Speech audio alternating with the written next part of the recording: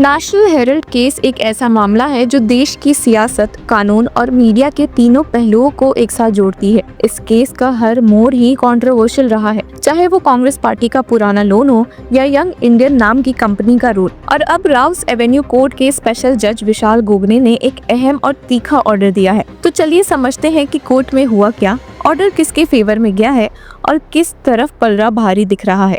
क्या गांधी परिवार को रिलीफ मिला है या ईडी ने अपनी बाजी चलाई, और क्या कोर्ट ने पाया कि सच में एक फ्रॉड और चीटिंग का केस गांधी परिवार ने किया है। अब इस हियरिंग की शुरुआत में सीनियर एडवोकेट अभिषेक मनु सिंघवी, जो सोनिया गांधी और राहुल गांधी की वकालत के लिए खड़े थे, उन्होंने कोर्ट से थोड़ा और वक्त मांगा। उनको कहना था कि केस का रिकॉर्ड काफी वॉल्यूमिनस है और उसे पढ़ने में समय चाहिए, इसलिए उन्होंने रिक्वेस्ट की कि मैटर जुलाई के लिए अर्जर्न कर दिया जाए। लेकिन कोर्ट ने इस बार किसी तरह की अर्जर्नमेंट देने से मना कर दिया।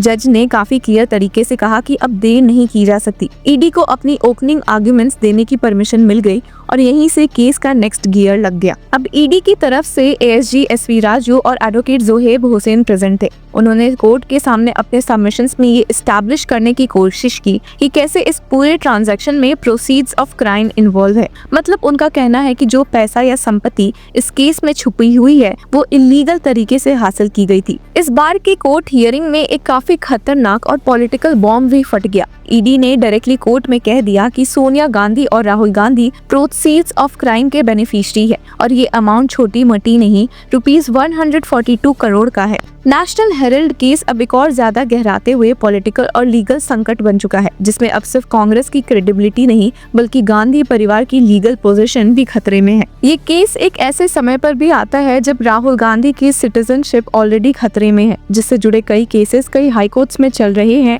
और जिसकी वजह से उनकी पॉलिटिकल सीट भी कंट्रोवर्सी का मुद्दा बनी हुई है। अब इस केस पर आए तो सिर्फ पीएमएलए के सेक्शन 3 ही नहीं, एएसजी एसवी राजू ने आईपीसी के सेक्शन 411 का भी जिक्र किया, जो किसी चोरी हुई प्रॉपर्टी को जानकर रखने का जुर्म को डिफाइन करता है। इसका मतलब ये हुआ कि ईडी ये एस्टैब्लिश करना चाह रही है कि यंग इंडियन कंपनी ने जानबूझकर छुपी हुई प्रॉपर्टी यानी एजेएल की संपत्ति को एक्वायर किया। एडवोकेट जोहेब हुसैन ने कहा, यंग इंडियन का कोई बिजनेस एक्टिविटी नहीं था, सिर्फ अक्यूज्ड के बेनिफिट के लिए वो बनी थी। जो शेयर्स, एसेट्स और रेंट मिले वो प्रोसीड्स ऑफ क्राइम है। एजेएल के शेयर्स का यंग इंडियन को दिया जाना चीटिंग का ऑफेंस बनाता है। इस पर कोर्ट ने तुरंत पूछा भी, ये शेयर्स शेड्यूल्ड ऑफेंस के डेरिवेटिव्स है क्या? शेड्यूल्ड ऑफेंस ही मनी लॉन्ड्रिंग का ट्रिगर होता है। हर कंपनी एक्टिविटी मनी लॉन्ड्रिंग नहीं होती, कुछ सिर्फ क्रिमिनल एक्टिविटी भी हो सकती है। यानी जज विशाल गोगने का ये सवाल काफी पॉइंटेड था। उन्होंने ये जानने की कोशिश की कि क्या सिर्फ ये दिखाने की कोई प्रॉपर्टी सस्पेक्ट है काफी है या उसका डायरेक्ट लिंक किसी शेड्यूल्ड ऑफेंस से एस्टैब्लिश करना भी जरूरी है। फिर कोर्ट ने एक और बड़ा सवाल पूछा कि क्या ये गलत काम इंडिविजुअल्स ने किया है या कांग्रेस पार्टी खुद भी विक्टिम है। एडवोकेट जोहेब हुसैन ने जवाब दिया, not yet, donors of the party are victims. ये जवाब केस का एक नया पर्सपेक्टिव खुलता है, जहां ईडी ये कह रही है कि कांग्रेस पार्टी का पैसा मिसयूज हुआ, लेकिन विक्टिम वो नहीं बल्कि उसके डोनर्स हैं। जज ने फिर कुछ और पॉइंटेड सवाल उठाए। एसेट्स कंपनी के पास है या शेयर होल्डर्स के पास? आज की तारीख में प्रॉपर्टी किसकी है? अगर ए की प्रॉपर्टी बी ने चुरा ली तो क्या वो ऑटोमेटिकली प्रोसीड्स ऑफ क्राइम बन जाता है जब वो ए के पास क्लीन थी? ये सब सवाल एक तरह से कोर्ट की तरफ से ईडी के सबमिशंस की क्रेडिबिलिटी टेस्ट कर रहे थे। ईडी को प्रूव करना होगा कि प्रॉपर्टी का ट्रांसफर न सिर्फ इरेगुलर था बल्कि वो मनी लॉन्ड्रिंग के दायरे में आता है। अब जरा बैकग्राउंड भी समझते हैं। ये पूरा मामला नेशनल हेरल्ड न्यूज़पेपर से जुड़ा हुआ है। एसोसिएटेड जर्नल्स लिमिटेड इस न्यूज़पेपर का मालिक था, जिसे कांग्रेस पार्टी ने 90 करोड़ का लोन दिया था।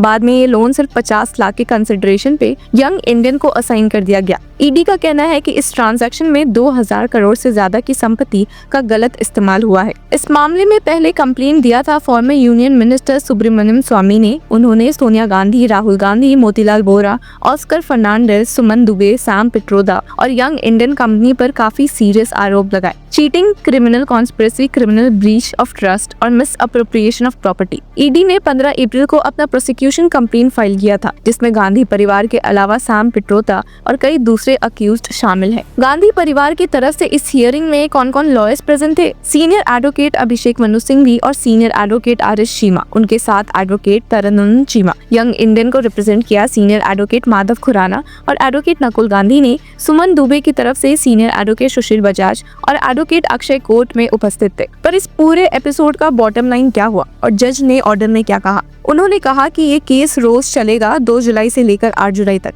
ईडी और प्रपोज्ड अक्यूज्ड के सबमिशंस के लिए। ये कहना तब गलत नहीं होगा कि इस ऑर्डर के बाद गांधी परिवार और इन्फोर्समेंट डायरेक्टरेट के बीच कानूनी संगम और भी तेवर हो गए हैं। कोर्ट ने इस केस में एडजर्नमेंट का रिक्वेस्ट रिजेक्ट कर दिया और कहा कि अब ये मैटर रोज चलेगा 2 जुलाई से 8 जुलाई तक, जहां ईडी अपने आर्गुमेंट्स रखेगी और फिर अक्यूज्ड की तरफ से भी सबमिशंस होंगे। यानी अब गांधी परिवार और उनके लॉयर्स को तैयारी करनी होगी रोज रोज। यही नहीं, जज के सवालों से ये भी साफ है कि वो हर टेक्निकल और लीगल नुआंस को समझने की पूरी कोशिश कर रहे हैं और कहीं ना कहीं ये भी साफ है कि शायद कोर्ट को इस केस में प्राइमा फसाई कुछ डाउट है। इस वक्त ईडी ने अपनी ओपनिंग बाजी मार ली है, उन्हें अपना केस एस्टैब्लिश करने का मौका मिल गया है, लेकिन जज के शार्प क्वेश्चंस ये भी दिखाते हैं कि कोर्ट सिर्फ ईडी के नैरेटिव पे नहीं चल रही, वो पूरी लीगल स्क्रूटनी में विश्वास रख रही है। पर आगे क्या हो सकता है? अगर ईडी ये प्रूव कर पाती है कि शेड्यूल्ड ऑफेंस और प्रोसीड्स ऑफ क्राइम का क्लियर लिंक है तो गांधी परिवार के लिए सिचुएशन मुश्किल हो सकती है। लेकिन अगर डिफेंस ये एस्टैब्लिश कर ले कि ये सिर्फ एक इंटरनल पॉलिटिकल और फाइनेंशियल ट्रांजैक्शन था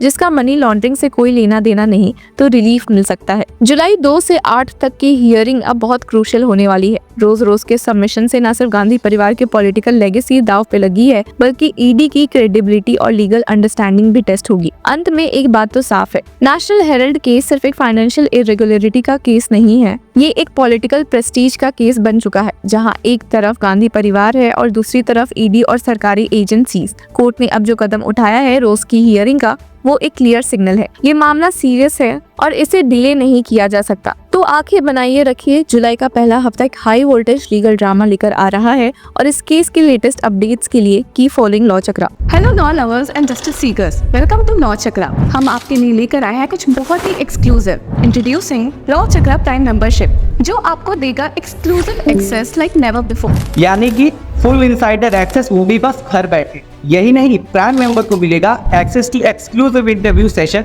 विथ रिनाउंड जजेस, लीगल एक्सपर्ट्स एंड लॉयर्स। ऐसे इनसाइट्स जो आपको कहीं और नहीं मिले।